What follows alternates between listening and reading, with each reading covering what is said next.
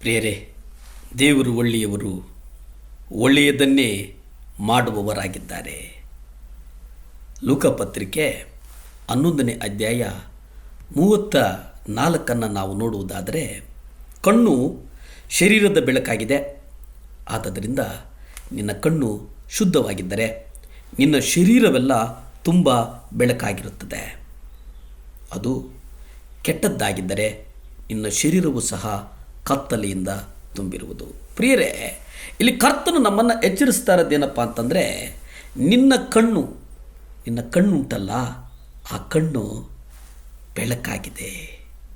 ನಿನ್ನ ಕಣ್ಣು ಬೆಳಕಾಗಿದೆ. ಈ ಬೆಳಕನ್ನು ಕೊಟ್ಟಂಥವರು ಅಂದರೆ ಯೇಸು ಇಲ್ಲಿ ಕಣ್ಣನ್ನು ಉಲ್ಲೇಖಿಸುವುದರ ಅರ್ಥ ಏನು ಅಂತ ಗ್ರಹಿಸುವುದಾದರೆ, ಮತ್ತಾಯ ಪತ್ರಿಕೆ 5ನೇ ಅಧ್ಯಾಯ 8 ನೀವು ನೋಡಿ, ಶುದ್ಧ ಹೃದಯವುಳ್ಳವರು ಧನ್ಯರು. ಇಲ್ಲಿ ಕರ್ತನು ಹೇಳುವಂಥದ್ದು ಏನಪ್ಪ ಅಂತಂದರೆ, ಶುದ್ಧ ಹೃದಯವನ್ನು ಉಳ್ಳಂಥವರು ಧನ್ಯರು. ಯಾಕೆಂದರೆ ಅವರು ದೇವರನ್ನು ನೋಡುವರು. ಪ್ರಿಯರೇ, ಯಾರು ದೇವರನ್ನು ನೋಡ್ತಾರೆ, ಯಾರು ಶುದ್ಧ ಹೃದಯವನ್ನು ಇಟ್ಟುಕೊಂಡಿರ್ತಾರೋ ಅವರು ದೇವರನ್ನ ನೋಡುವವರಾಗಿದ್ದಾರೆ ಅನ್ನುವಂಥದ್ದನ್ನು ಇಲ್ಲಿ ನಾವು ಗಮನಿಸಬೇಕಾಗ್ತದೆ. ನಾವು ಸತತವಾಗಿ ನಮ್ಮ ಕಣ್ಣು ಮನಸ್ಸಾಕ್ಷಿಗೆ ಹೋಲಿಸಲ್ಪಟ್ಟಿದೆ. ಆ ಮನಸ್ಸಾಕ್ಷಿಯನ್ನು ನಾವು ಗ್ರಹಿಸಬೇಕಾಗ್ತದೆ. ಮನಸ್ಸಾಕ್ಷಿ ಒಂದು ದೇವರ ಧ್ವನಿಯಲ್ಲ, ಇದು ಒಬ್ಬ ವ್ಯಕ್ತಿಯು ತನ್ನ ಜೀವಿತವನ್ನು ಜೀವಿಸಿದ ಮೇರೆಗೆ ತಯಾರು ಹೊಂದಿರತಕ್ಕಂಥದ್ದು ಅನ್ನುವಂಥದ್ದನ್ನು ನಾವು ನಿಶ್ಚಳವಾಗಿ ಗಮನಿಸಬೇಕಾಗ್ತದೆ. ಲೂಕಾಪತ್ರಿಕೆ 11ನೇ ಅಧ್ಯಾಯ 34 ಒಂದು ವಾಗ್ದಾನವಿದೆ. ಆ ವಾಗ್ದಾನ, ನಿನ್ನ ಕಣ್ಣು ಒಂದು ಬೆಳಕಪ್ಪ. ನಿನ್ನ ಬೆಳಕು ಜೀವಿತದಲ್ಲಿ ನೀನು ಆ ಬೆಳಕನ್ನು ಸರಿಯಾಗಿ ಇಟ್ಟುಕೊಳ್ಳಬೇಕು. ಆ ಬೆಳಕನ್ನು ಸರಿಯಾಗಿ ಇಟ್ಟುಕೊಳ್ಳುವುದಕ್ಕೆ ನಮಗೆ ಸಹಾಯ ಯಾರಾದರೂ ಈ ಲೋಕದಲ್ಲಿ ಮಾಡ್ತಾರಂತಂದರೆ ಅದು ಕರ್ತನಾದಂಥ ಯೇಸು ಕ್ರಿಸ್ತನು ನಮಗೆ ಸಹಾಯವನ್ನು ಮಾಡುವವನಾಗಿದ್ದಾನೆ. ಪ್ರಿಯರೇ, ಪ್ರತಿನಿತ್ಯ ನಾವು ಗಮನಿಸುವುದಾದರೆ ನಾವು ದೇವರ ಮನಸ್ಸನ್ನು ಒಪ್ಪುವಾಗಿ ಮಾಡಬೇಕು. ಯೆರೆಮೀಯ 3ನೇ ಅಧ್ಯಾಯ 14-15 ನೀವು ನೋಡಿ, ಹಿಂಜರಿಯದ ಮಕ್ಕಳೇ ತಿರುಗಿಕೊಳ್ಳಿರೆಂದು ಕರ್ತನು ಅನ್ನುತ್ತಾನೆ.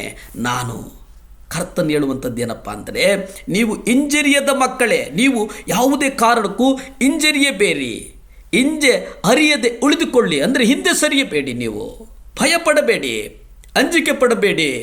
ಯಾಕೆ ಅಂತಂದರೆ ನೀವು ತಿರುಗಿಕೊಳ್ಳಿರಿ ಎಂಬುದಾಗಿ ಕರ್ತನು ಹೇಳ್ತಾನೆ. ಯಾಕೆ ತಿರುಗಿಕೊಳ್ಳಬೇಕಂತಂದರೆ ನಮ್ಮ ಹೃದಯಕ್ಕೆ ಸರಿಯಾದ ಪಾಲಕರನ್ನು ನಮಗೆ ಕೊಡ್ತಾನೆ ಕರ್ತನು. ಯೆರೆಮೀಯ 3ನೇ ಅಧ್ಯಾಯ 15 ನಾವು ನೋಡುವುದಾದರೆ, ನನ್ನ ಹೃದಯಕ್ಕೆ ಸರಿಯಾದ ಪಾಲಕರನ್ನು ನಿಮಗೆ ಕೊಡುವನು.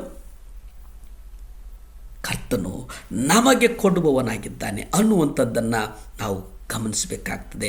ನಮಗೆ ಯಾಕೆ ಕೊಡ್ತಾನಂತಂದರೆ, ಆತನು ನಮಗೆ ಜ್ಞಾನವನ್ನು ಕೊಟ್ಟು ವಿವೇಕವನ್ನು ಕೊಟ್ಟು ನಮ್ಮನ್ನು ಪೋಷಿಸುವವನಾಗಿದ್ದಾನೆ.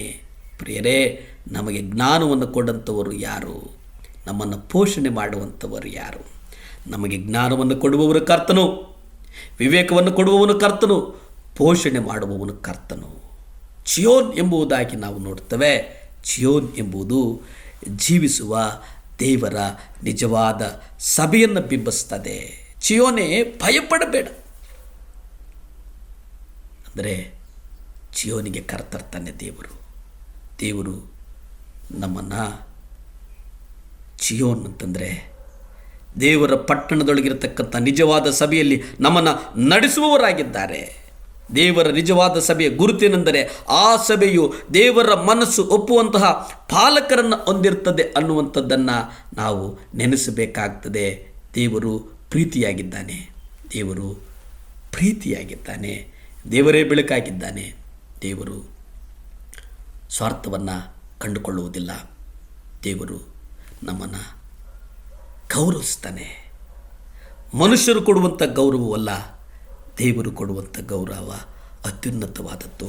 ದೇವರ ಮುಂದೆ ಎಲ್ಲರನ್ನ ಕ್ರಿಸ್ತನಲ್ಲಿ ಪ್ರವೀಣರನ್ನಾಗಿ ನಿಲ್ಲಿಸುವಂಥದ್ದಾಗಿದೆ. ಪ್ರಿಯರೇ, ನಾವು ಪ್ರವೀಣರಾಗಬೇಕು. ಪ್ರಾರ್ಥಿಸಿಕೊಳ್ಳೋಣ. ಭೂಮಿ ಆಕಾಶಗಳನ್ನು ಉಂಟು ಮಾಡಿದಂಥ ಸರ್ವಶಕ್ತನಾದಂಥ ದೇವರ ಸ್ತೋತ್ರಪ್ಪ. ಒಪ್ಪಿಸಿಕೊಡ್ತೇವಪ್ಪ.